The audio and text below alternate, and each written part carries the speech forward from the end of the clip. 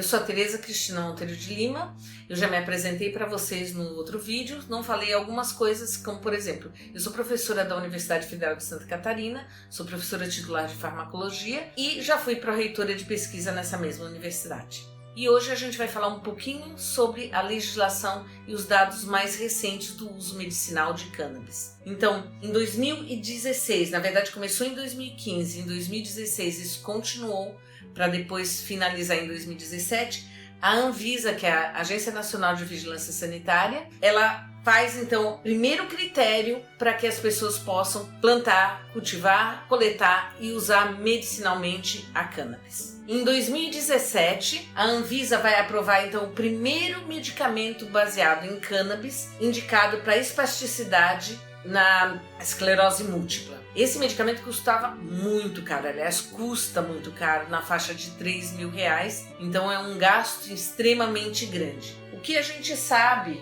sobre isso é que vários países têm aprovado o uso recreacional e ou medicinal. Um deles é os Estados Unidos, em que cada estado tem uma legislação diferente, permitindo ou não o uso recreacional, por exemplo. E dentre esses estados, alguns deles permitem só para as pessoas que são residentes, outros permitem para visitantes também. O que o pessoal também já vem trabalhando é sobre se essa liberalização nos Estados Unidos é responsável por um maior número de mortes de pessoas também relacionado ao uso, mas isso não está claro ainda. Outros países que permitem o uso recreacional e medicinal da cannabis é a Jamaica, é o Uruguai, que vocês já viram nos últimos anos, tem sido falado bastante sobre isso, a Holanda e a Espanha. Então, todos eles têm regras que são muito próprias de cada um sobre a cannabis. Não é tudo parecido, não é a mesma dosagem, não é o mesmo tipo de obtenção.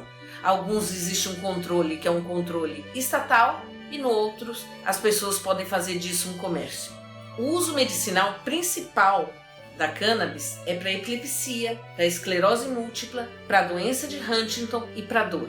Esses são os usos principais. O uso medicinal da cannabis, ele veio se intensificando em função de vários estudos que foram feitos em muitos locais, mas especialmente em Israel e no Japão, em que o pessoal entendeu aonde a cannabis atuava e como quase tudo que a gente usa na medicina, existe um local na célula, a maior parte na parte de fora da célula, que se chama receptor, que é um grupo de proteínas ao qual a substância que atua num medicamento qualquer, ou no caso da cannabis, ela vai se ligar. E o pessoal então também começou a verificar quais eram esses receptores e como é que cada um, tanto o canabidiol quanto o THC, agiam para poder ter os seus efeitos.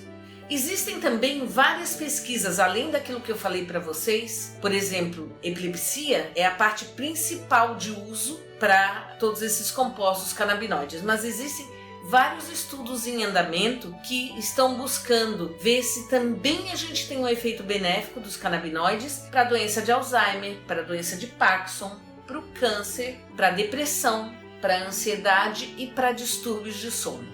O uso principal no Brasil e aqui em Santa Catarina é para tratamento de epilepsia refratária. A epilepsia refratária, ela não é comum, mas 1 a 3% dos casos de epilepsia não respondem às medicações diversas que a gente tem disponível. Só que, para poder usar esses medicamentos, é necessário fazer um pedido judicial para isso. Ou para você comprar, ou para o governo comprar.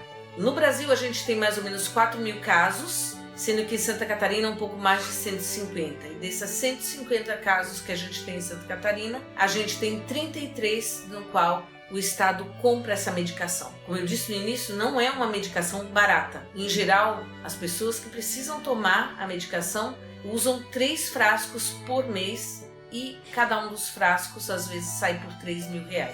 Então é uma medicação cara. Isso é necessário, então, porque as pessoas não têm condição de comprar. Mas a parte judicial, quando se pede autorização, te permite tanto entrar o pedido pelo Estado, quanto te permite comprar diretamente. Mas é necessário ter a sua autorização para poder fazer a compra. De uma maneira geral, os pais, principalmente dessas crianças que tomam, ou adolescentes que tomam medicação, percebem uma melhora em 72% dos casos. Isso é bastante significante? É, porque para a vida de uma criança que chega a ter 200 convulsões num dia, passar a ter 2 ou 4 convulsões por semana, isso faz uma imensa diferença.